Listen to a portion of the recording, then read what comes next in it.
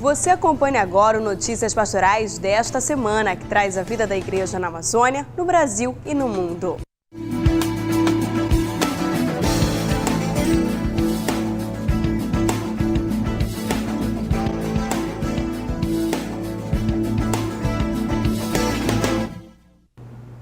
Olá! Neste final de semana celebramos a festa de Pentecostes, acontecimento que marca os 50 dias após a Páscoa. Em preparação para essa festa, a igreja realizou a Semana de Oração pela Unidade dos Cristãos. Em todo o Brasil houve celebrações e encontros que evidenciaram a importância do ecumenismo. O que Deus exige de nós? Esse é o tema da edição deste ano da Semana de Oração, promovida mundialmente pelo Conselho Pontifício para a Unidade dos Cristãos e de Igrejas, com o apoio da Conferência dos Bispos do Brasil. São mais de 100 anos de reflexão sobre a importância da unidade na diversidade. O fato de nós nos amarmos é um comando do Senhor, mas a unidade, como é um dom, ela se pede. Então, quanto mais oração, mais as igrejas se disporão a se encontrar em Cristo Jesus. No Hemisfério Sul, a semana acontece entre a Ascensão do Senhor e a festa de Pentecostes. Em São José dos Campos, interior de São Paulo, cristãos da Igreja Católica, Luterana e Anglicana se reuniram ontem em uma celebração ecumênica para compartilhar a fé. Reconhecendo valores, também em outros grupos cristãos e inclusive para fora do ambiente cristão. A cerimônia foi marcada pela partilha das experiências dos representantes das igrejas. É uma forma de mostrar aos membros, aos cristãos do mundo, que é possível dialogar. É a primeira vez que eu venho aqui na igreja luterana, e achei muito acolhedor. O mundo em si precisa de união, então esse é o momento que a gente possa dar exemplo, desse amor que a gente está trabalhando essa semana, Acolher e manter a identidade deve ser a missão dos cristãos, na opinião do representante da Igreja Anglicana. Na realidade, o que Jesus queria mostrar e mostra isso, é que você pode compartilhar da sua vida com as outras pessoas. Unidade. Busca acima de tudo por Deus. Convivência que gera frutos através dos valores do alto deixados aos homens. Uma sociedade movida pela oração, guiada por um dos maiores sinais de unidade cristã. A eleição do Papa Francisco realmente trouxe um ar novo dentro da igreja, também no ecumenismo. E agora nós sentimos que chegou a hora realmente de avançar. Paz entre os homens, o desejo do próprio Cristo. E em Belém, cristãos também participaram da Semana de Oração pela Unidade. A programação reuniu diversas igrejas cristãs com o objetivo de fortalecer o diálogo. A semana foi promovida pelo Conselho Amazônico de Igrejas Cristãs, o CAIC. Em todas as noites, os cristãos e cristãs debateram mecanismos para fortalecer a espiritualidade ecumênica no ambiente de fraternidade e prática. E voltamos a falar sobre a celebração de Pentecostes. Neste final de semana, no Vaticano, a igreja recebe os membros dos novos movimentos e das novas comunidades de todos os continentes. Hoje, uma coletiva na sala de imprensa do Vaticano apresentou essa novidade aos jornalistas. Trata-se de uma jornada que contará até mesmo com a presença do Papa Francisco. O Santo Padre se fará presente no sábado, durante a vigília, e no domingo, quando presidirá a missa de Pentecostes. Os peregrinos, como explicou o presidente do Pontifício Conselho para a Nova Evangelização, Dom Rino Fisichella, terão a oportunidade de peregrinar até o túmulo de Pedro e clamar o Espírito Santo. Dom Fisichella falou da dimensão missionária dos novos movimentos e das novas realidades eclesiais. É prevista a nova evangelização. Innanzitutto sarà quello più numeroso per il momento. Este é o mais numeroso até agora. Roma será tomada por representantes de novas comunidades, movimentos e associações de leigos, para mostrar o rosto jovem da igreja, um rosto que nasce no Concílio Vaticano II e que traz tanto entusiasmo para tantos jovens, homens e mulheres, que encontraram de novo o rosto de Jesus. São pessoas que se empenham na igreja e que dão testemunho da fé. Que danno testimonianza della loro fede. Na Na oportunidade, respondendo às perguntas da imprensa, falou do que estão chamando de fenômeno Francisco. Apesar de não gostar do termo, demonstrou satisfação diante das constatações que pessoalmente tem feito, seja quanto ao aumento nos números de confissões, seja quanto às multidões de peregrinos que têm se reunido na Praça de São Pedro para ouvir o novo Papa. Estamos contentes porque tudo isso comporta a reflexão sobre a importância da fé, do ser cristão e do valor que o Papa tem para a Igreja. Mais de 120 mil pessoas já confirmaram presença neste grande encontro. Membros de novas comunidades e realidades eclesiais de todo o mundo, inclusive do Brasil. É óbvio que estes movimentos trazem com si a sua tradição, feita de cantos, alegria e dança, mas também trazem respostas concretas a tantas situações de pobreza, sofrimento, marginalidade, assim como as dificuldades de testemunhar onde se vive a própria fé. Um grupo de mártires italianos e 2 religiosas latino-americanas são os primeiros santos do pontificado de Francisco. A canonização aconteceu no último domingo em uma cerimônia na Praça de São Pedro. Entre os novos santos está a colombiana Madre Laura Montoya, a primeira católica do país a ser canonizada. Fundou a Congregação das Irmãs Missionárias da Beata Virgem Maria Imaculada e de Santa Catarina de Sena, presente em 21 países na África, Europa e América Latina.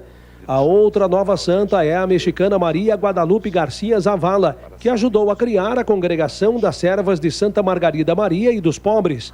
Também foram canonizados o italiano Antônio Primaldo e seus companheiros, cerca de 800 leigos, assassinados na cidade italiana de Otranto, em 1480, por tropas turcas, por ódio à fé. Em sua homilia, o Papa ressaltou a coragem dos mártires e pediu pelos que hoje, em várias partes do mundo, são impedidos de praticar sua fé. Ao final, o Santo Padre rezou a oração mariana do Regina Coeli e lançou um apelo em defesa da vida desde a concepção. E durante a catequese da última quarta-feira no Vaticano, o Papa Francisco chamou a atenção dos fiéis para a ação do Espírito Santo e o real sentido da verdade. Ao recordar seu antecessor Bento XVI, o Papa Francisco explicou que vivemos numa época em que há muito ceticismo em relação à verdade, existindo assim uma tendência de considerar que não existe nada de definitivo. Então vêm as perguntas: existe realmente a verdade? Que é a verdade? Podemos conhecê-la e encontrá-la? O próprio Papa respondeu afirmando que Jesus é a verdade que se fez carne e veio habitar no meio dos homens. Assegurou que a verdade não é uma posse, é o encontro com uma pessoa. De acordo com Francisco, é justamente o Espírito Santo que faz os homens reconhecerem a verdade, pois os ensina todos os dias como devem proceder. O Santo Padre expressou seu apoio a uma manifestação pública promovida pelos católicos da Polônia. A iniciativa recorda a todos a necessidade de promover e defender a vida humana desde a concepção até o seu declínio natural. É Deus quem dá a vida, portanto, respeitemos e amemos a vida humana, pediu Francisco. Ao final do encontro, o pontífice falou de sua intenção de visitar o santuário de Nossa Senhora de Bonária, na ilha italiana de Sardenha, provavelmente no mês de setembro. Desde a década de 90, a infância missionária está presente no Brasil e aqui em Belém. E esta semana é especial, cheia de atividades da infância missionária. O Padre André Gamba está aqui ao nosso lado, vai dar mais detalhes. Padre André, o que está acontecendo em relação à infância missionária nesta semana aqui em Belém? Aqui nesta semana vamos ter a celebração dos 170 anos da infância missionária. Vai terminar com o congresso, o dia 26, domingo dia 26, na Escola Berço de Belém, em São Brás. Será um dia de festa, de formação na parte da manhã e de festa na parte da tarde. Como é que a gente pode entender essa programação? Que atividades estão dentro dessa semana? Qual é o objetivo disso? Celebramos também com uma exposição missionária na paróquia de São Francisco Xavier, uma exposição que começará o dia 22, quarta-feira, exposição que é aberta às escolas. As escolas geralmente têm que agendar a visita, pelo contrário, as pessoas individuais podem participar de forma livre. É uma exposição que ajuda um pouco a entrar numa viagem no mundo, a entender a necessidade do nosso mundo atual e também do anúncio do Evangelho. Como é que o senhor destaca para a gente, padre, a presença da infância missionária aqui em Belém, a questão do trabalho de vocês dentro das paróquias? É interessante porque quando tem infância missionária na paróquia dá para perceber. Os grupos de criança dão um ânimo diferente, cria um dinamismo também na liturgia e com relação às outras pastorais. Se cria, entre aspas, um antagonismo que faz bem um pouco a toda a paróquia, uma flor a mais, digamos, entre as pastorais, e sobretudo animada por crianças. São as crianças que são protagonistas, este é um destaque relevante, digamos, a nível de pastoral. Para que a gente possa entender como é que é feito esse trabalho, como é que é feita essa animação, dentro da pastoral, dentro da catequese, como é que é feito esse trabalho? Esse trabalho é feito por crianças, são um grupo de crianças animadas por crianças. O responsável dos grupos são criança ou adolescente, dependendo. A criança é coordenadora do grupo, a criança anima os outros colegas, a criança evangelizando a criança. E depois acontece também claramente um envolvimento dos pais, as crianças voltam para casa com atitudes diferenciadas, digamos. A culminância desses eventos acontece no domingo, dia 26? Acontece o dia 26 na Escola Berço de Belém, a partir das 8 horas da manhã. Momento de formação inicial, e encerramos com a missa à tarde, precedida por Monsenhor Cid. É aberta aos grupos de todos os grupos, exato, estão convidando todos os grupos, também pessoas que desejam conhecer. Convidamos também, em modo especial, os pais das crianças que participam da infância missionária. Além deste grupo, também estamos com a exposição em aberto. Está com a exposição em aberto na paróquia. Neste domingo queremos também celebrar um pouco os frutos da infância missionária no Brasil todo. A criança cresce e vira adolescente, adolescente cresce e vira jovens. Então começou a juventude missionária. Já a partir do ano 2005, no Brasil, teve o primeiro encontro a nível nacional. Esta juventude missionária está crescendo e começamos também este ano aqui em Belém a animar pequenos grupos de juventude missionária. A juventude missionária se torna família missionária. Jovem que se conhece dentro dos grupos decidem casar juntos. Estamos elaborando também as famílias missionárias a nível de Brasil. Terminou a semana passada o segundo encontro a nível nacional para estabelecer as pautas de formação e de organização das famílias missionárias a nível de Brasil. Padre André, quem quiser mais informações sobre a infância missionária aqui em Belém, pode procurar que paróquia?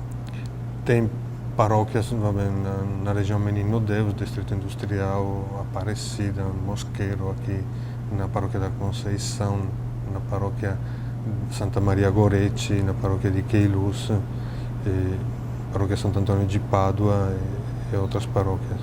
Então o grupo está presente em todas as paróquias. Se quiser mais detalhes, basta se localizar até a secretaria, até o pároco. Não está presente em todas as paróquias, na faixa de mais ou menos de 10 a 15 paróquias. É melhor me procurar, no caso, ou procurar nas paróquias onde tem a presença de algum grupo. Então deixe seu contato para a gente. 91020602. Obrigada, Padre André, pelas suas informações, pela sua presença aqui no nosso programa. Obrigado. O Notícias Pastorais vai agora para um breve apoio cultural e a gente volta já.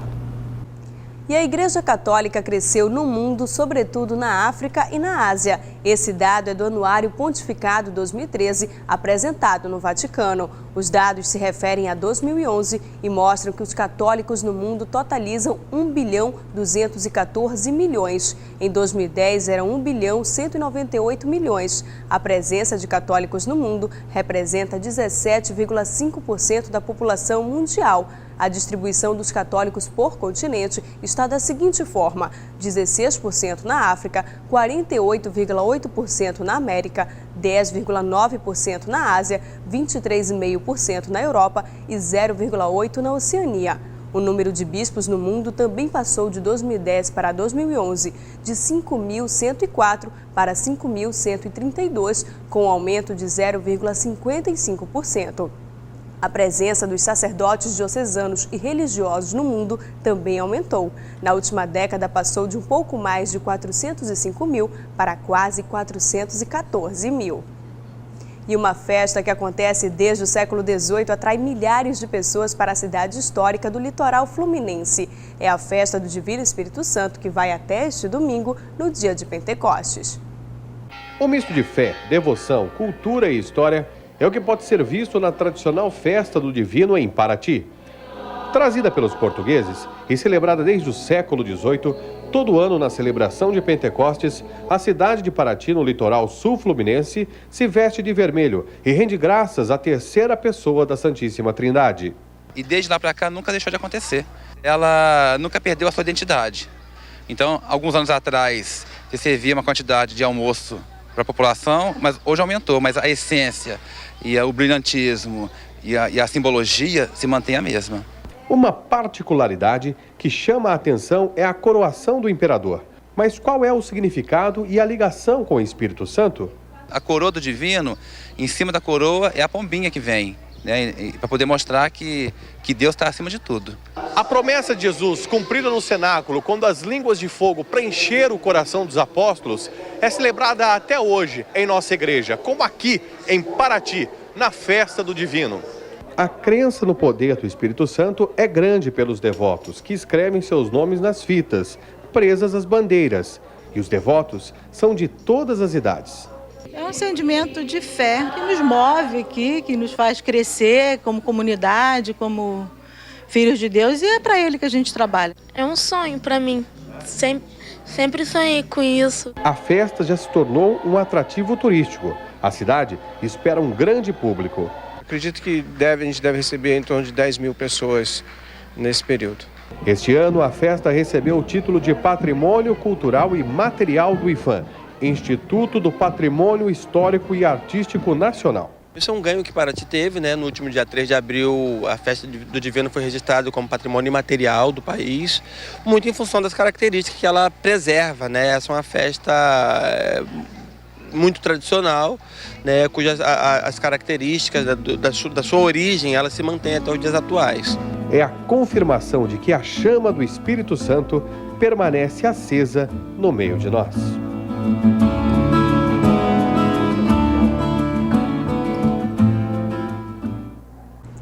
Uma igreja de uma cidade no sul de Minas Gerais foi recentemente elevada à condição de santuário. Conheça a devoção à Nossa Senhora da Agonia. No alto, a vista impressiona, atrai fiéis. Um espaço que favorece a oração, sinônimo de céu na terra. Estamos no Santuário de Nossa Senhora da Agonia, localizado em Itajubá, interior de Minas Gerais. Considerado por muitos devotos um local único. O conhecimento que nós temos que, de fato, como santuário de Nossa Senhora da Agonia, não temos outro ainda no Brasil. O santuário recebeu o título no último dia 5 de maio. Antes era conhecido como Comunidade Nossa Senhora da Agonia. Padre Lucemir explica a diferença entre a igreja e o santuário. O Código do Direito Canônico estabelece que uma igreja ou algum outro local pode se tornar santuário, sobretudo pelo fluxo de peregrinos. O santuário também pode ser paróquia. O santuário que é paróquia, ele vai ter também, por exemplo, outras atividades como catequese, crisma, que caracterizam a vida paroquial. Aqui nós não temos essa preocupação pastoral, é mais voltada para os peregrinos mesmo. O santuário recebe cerca de 500 peregrinos por semana. Em seu interior, uma inspiração para a fé. A cúpula redonda lembra a coroa de Nossa Senhora. Os vitrais azuis são como o manto da Virgem Maria que acolhe os fiéis. A devoção à Nossa Senhora da Agonia começou em Portugal, quando familiares de pescadores clamavam à Virgem por seus maridos e filhos que em alto mar viviam momentos de agonia. Como no passado, aqui é o local do santuário em que muita gente vem deixar aos pés da Mãe seus pedidos de oração, súplicas levadas ao céu e que, pela fé, são eternizadas aqui, neste espaço dedicado às graças alcançadas pela intercessão da Virgem da Agonia. São fotos, exames médicos, objetos pessoais, roupas, cartas, e-mails e quadros, como este doado por um devoto em 2004. Pedro vem todos os dias agradecer. Eu tive várias graças já alcançadas, tive uma cirurgia, né? Eu saí 2 dias depois da cirurgia, então eu acho que muita oração, entendeu? E só com oração que a gente vence. Fé, acreditar no que não se vê. Seu Joaquim pede a intercessão de Nossa Senhora para a cura do câncer de próstata. Graças a Deus eu tenho fé. Sinto que não é glória, porque essa doença aí não é fácil, não. 1 hora de caminhada todos os dias para participar da adoração ao Santíssimo. Prece que inspira gratidão à Virgem Maria. Nossa Senhora representa para mim o caminho de Deus. Ela nos diz, fazei tudo o que o Senhor vos disser. E por isso que eu venho aqui, busco aperfeiçoar o meu caminho junto dela para chegar até Jesus Cristo.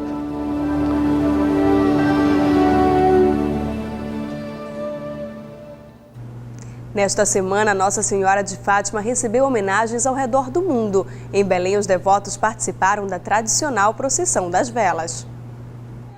Homenagens, saudações e expressões de fé. Nossa Senhora de Fátima foi referenciada durante a procissão das velas. Nossa Senhora de Fátima representa tudo em nossa vida, juntamente com Jesus.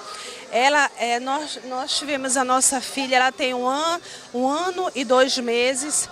Ela nasceu de 7º mês, uma gravidez muito difícil. Nós rezamos o terço todas as noites, pedindo a Nossa Senhora. Eu tenho certeza que ela botou a mão na minha gravidez. Estamos aqui pedindo mais uma vez em agradecimento a ela, a realização da nossa filha. Cerca de 300 mil fiéis participaram da procissão. No trajeto, relatos de devoção. Maria representa tudo na minha vida, principalmente a minha fé em Maria é tudo. Mesmo com chuva, os devotos ergueram as velas para iluminar Nossa Senhora.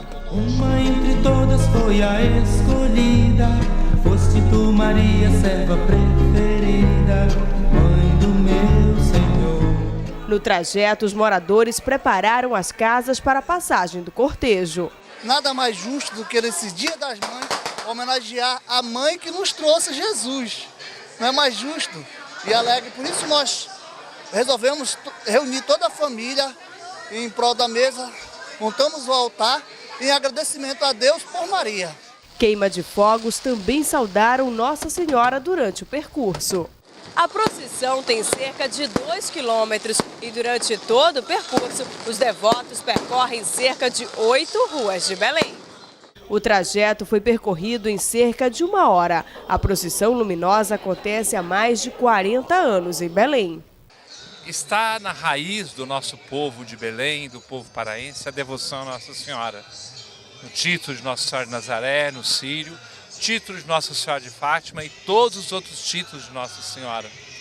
A partir da grande aparição ou das aparições em Fátima, espalhou-se pelo mundo essa devoção do título de Nossa Senhora de Fátima, ligado a um grande convite, a oração e a conversão.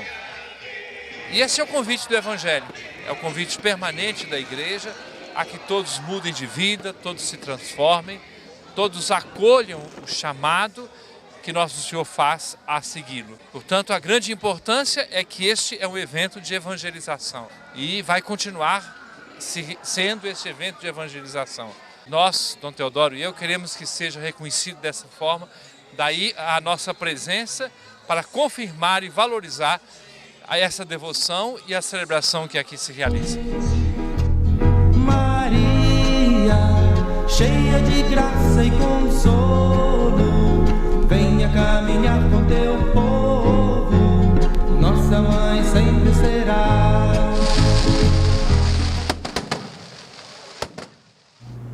E na França, as homenagens foram para Nossa Senhora de Lourdes. Um evento reuniu milhares de fiéis e peregrinos no Santuário da Padroeira. A partir do pedido feito pelos bispos da França em 2009, o Conselho Nacional de Solidariedade da Igreja Católica lançou a iniciativa intitulada Diaconia 2013, Servindo a Fraternidade, com o objetivo de convidar as comunidades cristãs a viverem a reciprocidade, a fraternidade e a esperança com os mais necessitados.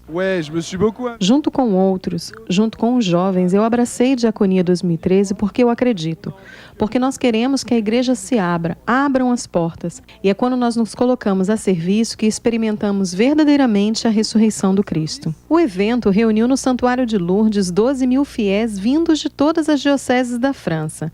No programa, formação, testemunhos, espetáculos, atividades artísticas e culturais e muita alegria. Em resposta à encíclica Deus Caritas Est, a Conferência Nacional dos Bispos da França convocou os fiéis para viverem um momento de partilha, unidade e fraternidade. A iniciativa se apoia nas 3 dimensões que constituem a missão da Igreja: o anúncio da Palavra de Deus, a celebração dos sacramentos, o serviço da caridade. A diaconie, c'est une mission de l'Église qui... A diaconia é a missão da Igreja, que é conjunta com a missão do anúncio do Evangelho, de testemunhar a alegria do Cristo ressuscitado. O evento foi também uma ocasião para reiterar o quanto o serviço ao próximo é uma maneira de viver o seguimento a Cristo, como afirmou Bento XVI na proclamação do Ano da Fé. Em 2013, a Paróquia de Cristo Peregrino em Belém comemora 2 anos de instalação e realiza uma série de eventos para comemorar. O José Mariano está aqui ao nosso lado e vai dar mais detalhes. José, uma das primeiras comemorações foi a instalação de meios de comunicação dentro da paróquia. Fala pra gente. A Pascom, na verdade, ela já existe desde 2011, né? E com seus 2 anos de amadurecimento foram instalados meios de comunicação, aproveitando justamente o Dia Mundial das Comunicações Sociais, que acontece por tradição no dia da Ascensão de Nosso Senhor Jesus Cristo, né, onde Ele envia. E nós, é claro, aproveitamos essa oportunidade para lançar o informativo impresso, o Peregrino, além do informativo impresso também o digital, que é disponibilizado no website cristoperegrino.com.br, justamente acompanhando os canais como, por exemplo, Web Rádio, Web TV, que ainda não está totalmente concluído, nós estamos implementando, né? É uma pastoral que, embora com seus 2 anos, ainda carece de recursos e também de treinamentos para os seus membros. E nós vemos esse impulso muito forte e bonito do nosso pároco Newton César Reis. Agora, como é que vocês veem, Mariana, a importância de trabalhar essa questão da comunicação dentro da paróquia, divulgar as atividades? A Pascom, que é a Pastoral da Comunicação, ela surgiu justamente da necessidade de nós facilitarmos a comunicação tanto entre as pastorais, grupos, movimentos e serviços, como também entre as paróquias, né? Então, essa necessidade de comunicação que a Igreja viu, ela vem amadurecendo ao longo dos anos, e nós já contamos com vários grupos instalados nas mais diversas regiões da nossa arquidiocese, né? E nós podemos dizer até que nós somos privilegiados porque dispomos de um canal modelo que é a Fundação Nazaré de Comunicação. Nós não podemos deixar de ressaltar a importância da Fundação para que nós possamos desenvolver também os nossos canais. Claro, este ano, como o Ano da Fé, juntamente com o tema, com o 47º Dia Mundial das Comunicações Sociais, tendo como subtema as redes sociais, que são canais de verdade e fé, e nós somos impulsionados a evangelizar através desses canais.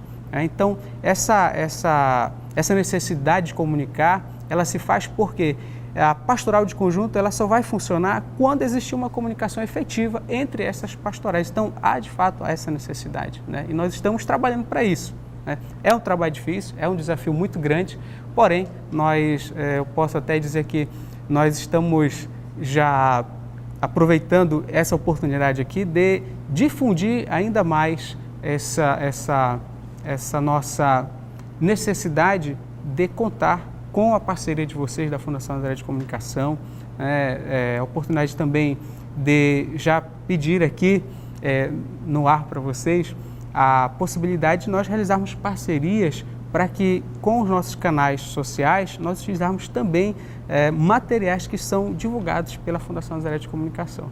Aproveitando que a gente está está tratando sobre a questão da comunicação e da divulgação. Você também veio aqui falar para a gente da festividade de Cristo Peregrino, que vai iniciar aí nessa semana. Exatamente. A festividade da paróquia Cristo Peregrino, ela se dá como um todo. Quer dizer, a paróquia é o conjunto de comunidades, né? E esse conjunto de comunidades, eu posso ressaltar duas aqui que já aniversariaram um ano de instalação, que foi a comunidade Nossa Senhora do Carmo, que comemorou um ano no último dia 10, né, antecipadamente, que o nosso pároco teve que se ausentar por uma viagem importante, e a comunidade Nossa Senhora de Fátima, né, que concluiu a sua festividade no dia 13 com a procissão luminosa, sendo que antes eles iniciaram um período de novena e um tríduo que encerrou no domingo, dia 12. Né, e nós estávamos lá acompanhando e registramos tudo também para o nosso jornal impresso, muito informativo na verdade, né, de 8 páginas, modesto, porém nós queremos expandir daí para frente. A festividade tem início quando e segue até quando? A festividade propriamente dita da matriz, ela acontece a partir do dia 24 próximo e segue até o dia 2 de junho, né, sendo que no sábado, dia 1º, acontecerá um jantar beneficente com várias atrações e, claro, atrações seculares e também católicas. Nós damos prioridade para a propagação do Evangelho e se dá também através da apresentação de shows, apresentações de danças e nós não deixamos de valorizar também a nossa raiz cultural, né? Então tem também apresentações folclóricas. Então ao longo desse dia 24 até o dia 2 de junho, nós teremos a programação litúrgica e também teremos a programação social que nós convidamos a todos a participar lá. Obrigada, José, pelas suas informações. Então fica o convite para que todos participem da festividade de Cristo Peregrino. O Notícias Pastorais agora vai para um breve apoio cultural e a gente volta já. Vamos falar agora da Arquidiocese de Belém. A igreja ganhou mais uma paróquia. A igreja de São Pio X foi inaugurada no último dia 11. A celebração que marcou a criação da nova paróquia foi presidida por Dom Alberto Taveira. Na procissão de entrada, a imagem de São Pio X. A dedicação da paróquia homenageia o Papa que elevou a então Diocese de Belém à condição de arquidiocese. A estrutura física inicial da igreja matriz da paróquia foi erguida com recursos de paroquianos de Nossa Senhora Auxiliadora na cidade de Piancavallo, na Itália, motivados pelo padre Odorico Raffin, que já ajudou a construir cerca de 17 paróquias em Belém. A gente quer dar proteção para todos os missionários e gosta que a Itália possa fazer uma ajuda de qualquer jeito, mas principalmente na construção das igrejas. Porque depois que a gente frequenta a igreja, se torna mais humana, mais cristã, e não precisa partir de obras sociais sem olhar a questão da fé. Porque a fé é a base para depois fazer tudo o que precisa de ser homens e cristãos. A pedra fundamental da construção foi lançada no final do ano passado. A celebração deste sábado incluiu a leitura do decreto de criação e o rito de ereção canônica da paróquia. Essa é a vocação da paróquia, ser uma comunidade de fé, comunidade de amor, comunidade de culto, de oração. E por isso a criação dessa paróquia de São Pio X, que além de ser uma paróquia que abrange o território onde ela se encontra, será no futuro também a paróquia universitária da nossa arquidiocese, que nós estamos encaminhando a futura Universidade Católica da Arquidiocese de Belém, e essa será também no futuro, com o título de São Pio X, a paróquia universitária. Na mesma solenidade foi empossado o pároco, o padre José Luiz Alves, junto com ele 4 vigários, os padres Jaime Pereira, Lindomar Pinheiro, Idamor da Mota e Vladian Alves. A partir desta solenidade, passam a fazer parte da paróquia São Pio X 2 comunidades que faziam parte de outras paróquias anteriormente. A comunidade São Benedito, que pertencia à paróquia Santa Rita de Cássia, e a comunidade São Sebastião, que pertencia à paróquia Sagrado Coração de Jesus. A partir de agora, a comunidade ficará responsável por arrecadar os recursos para o acabamento das obras de construção da paróquia, que passa a pertencer à região episcopal de Menino Deus. Até um pequeno arraial foi organizado pela comunidade. Desde criança, né, quando eu vim morar aqui para Anideua, que eu vim residir aqui na São Sebastião, quando foi fundada a igreja, a nossa capela, uma pequena capela, aí eu comecei a fazer parte. E então eu cresci na comunidade e junto ao seminário também, porque até então as missas eram feitas aqui no seminário. Então todos os domingos nós vínhamos para cá, tínhamos esporte, essas coisas todas. Quando foi dividido para as paróquias que eram mais longe, né, que a gente teve que sair daqui do seminário que foi cancelado, aí a gente passou para a paróquia Santa Terezinha. E depois, logo em seguida, passamos para a paróquia do Menino Jesus, né? Daqui do José Cefé. E estamos retornando de novo agora para a casa-mãe, que é o seminário, né? Da onde a gente saiu. Eu tenho muito que agradecer porque eu cresci aqui, né? Aí eu digo assim, hoje eu estou retribuindo aquilo que eu recebi junto à minha comunidade, né?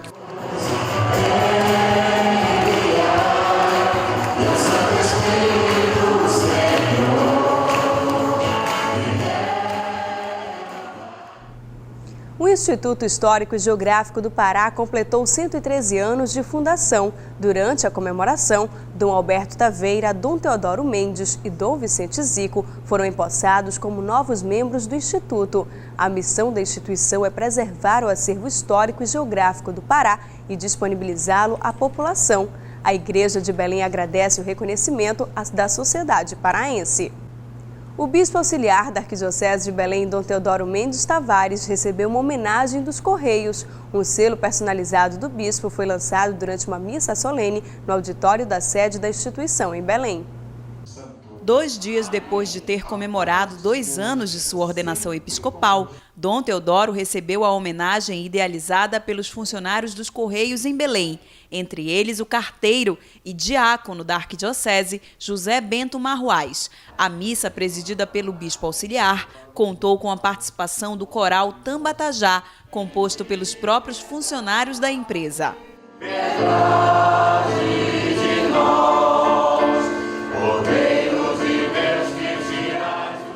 Tem o sentido, primeiro, de homenageá-lo pelos 2 anos, né? E segundo, de afirmar a figura do nosso bispo, né? Então tem esse sentido também, da gente poder estar afirmando a própria pessoa dele, né?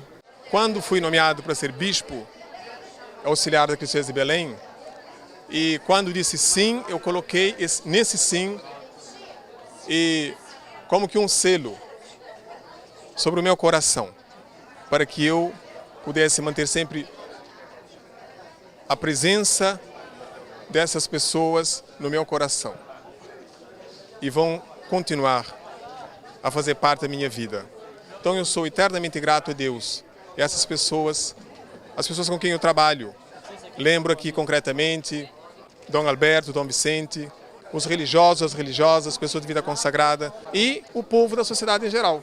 No meu coração a gratidão é maior pela graça de eu poder trabalhar aqui e servir este povo. Então, que Deus abençoe os funcionários dos Correios, que Deus abençoe essa empresa pública e dos Correios e Telégrafos de todo o Brasil, que realizam um trabalho muito importante.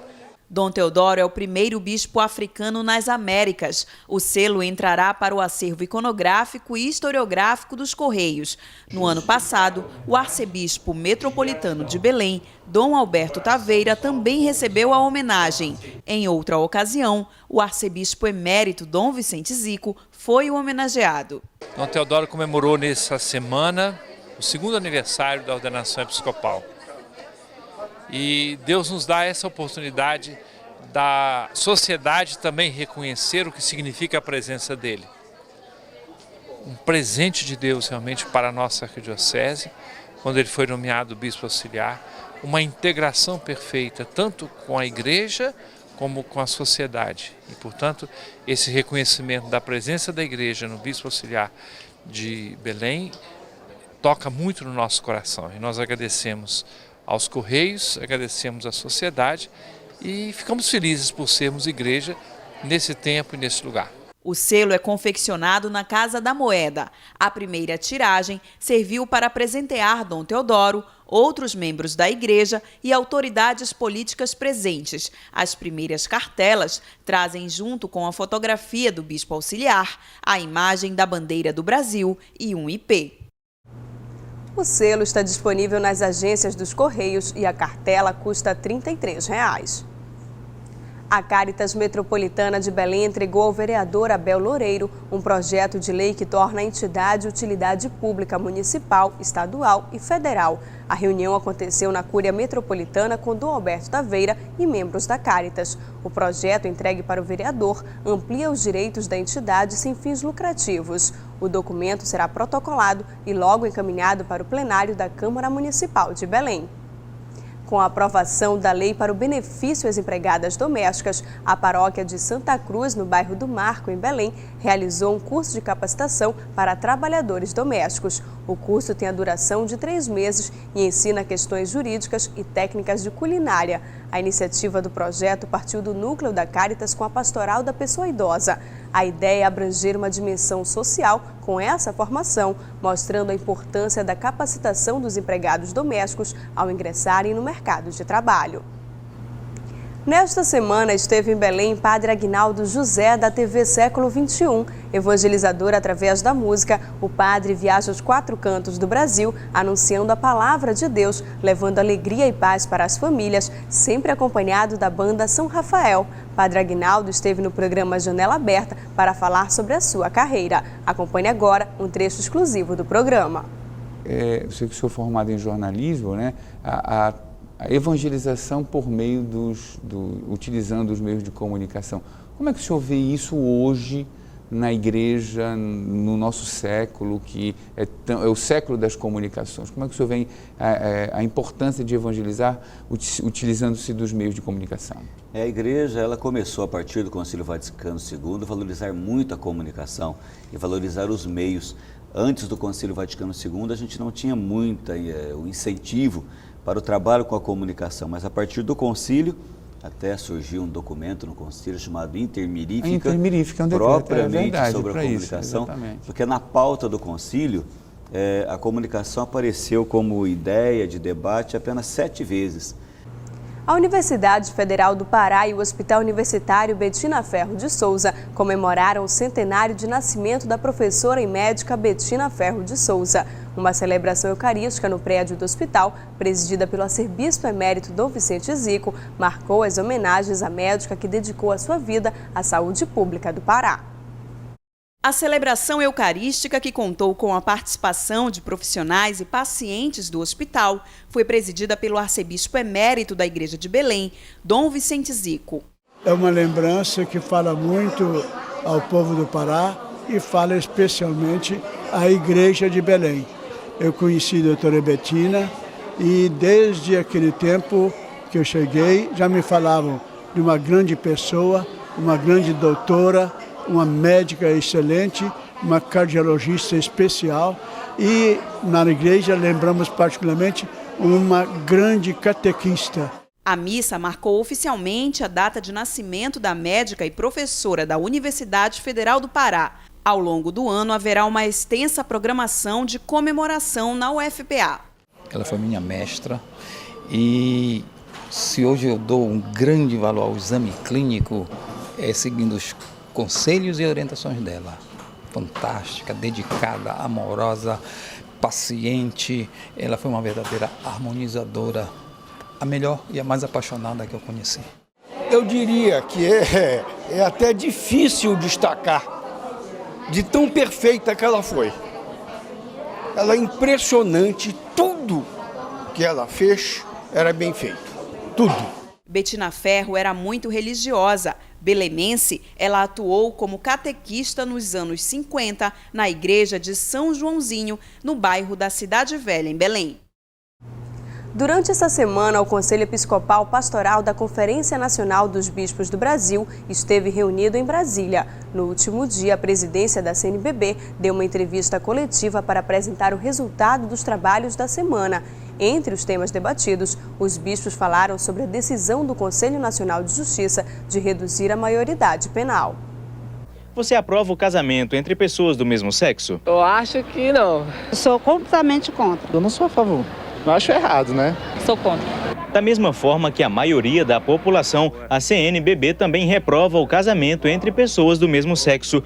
Hoje, a Conferência Nacional dos Bispos do Brasil apresentou esclarecimento sobre o tema, que foi objeto de polêmica por conta da decisão do Conselho Nacional de Justiça de obrigar os cartórios a celebrar o casamento homossexual. Para Dom Leonardo Steiner, secretário-geral da CNBB, a igreja deve estar atenta a essas questões. Nós somos igreja, somos comunidades de fiéis, mas participamos ativamente dentro de uma sociedade. Se somos pessoas ativas na sociedade, também devemos ser ativos na proposta dos valores. Sobre o recente posicionamento do Conselho Nacional de Justiça, o principal questionamento da CNBB é sobre a legitimidade da instituição para apresentar uma decisão como essas. Ainda de acordo com a conferência, não se pode equiparar a união estável ao casamento, da mesma forma que não se pode comparar a união de homossexuais à família. Na coletiva, os bispos também falaram de outros temas, como a preparação do Rio de Janeiro para a Jornada Mundial da Juventude, a campanha da Fraternidade de 2014 sobre o tráfico humano, as reflexões da 51ª Assembleia Geral e a redução da maioridade penal. Nós achamos que o Estatuto da Criança e do Adolescente, quando bem aplicado, ele é suficiente para recuperar esses adolescentes. Agora, a gente chama atenção, a nota chama atenção também que a questão é muito mais grave, muito mais vasta do que apenas prender menores. Para Dom Sérgio Braschi, vice-presidente em exercício da CNBB, um dos maiores problemas atuais que permeia alguns desses assuntos é a desestruturação da família. Essa instabilidade e desestruturação da família, com os outros problemas que estão correlatos, faz com que muitas vezes aconteça esse desamparo, né? E quando os pais acordam, o filho, a filha já está nas drogas, já está na violência e daí é muito difícil reconstituir.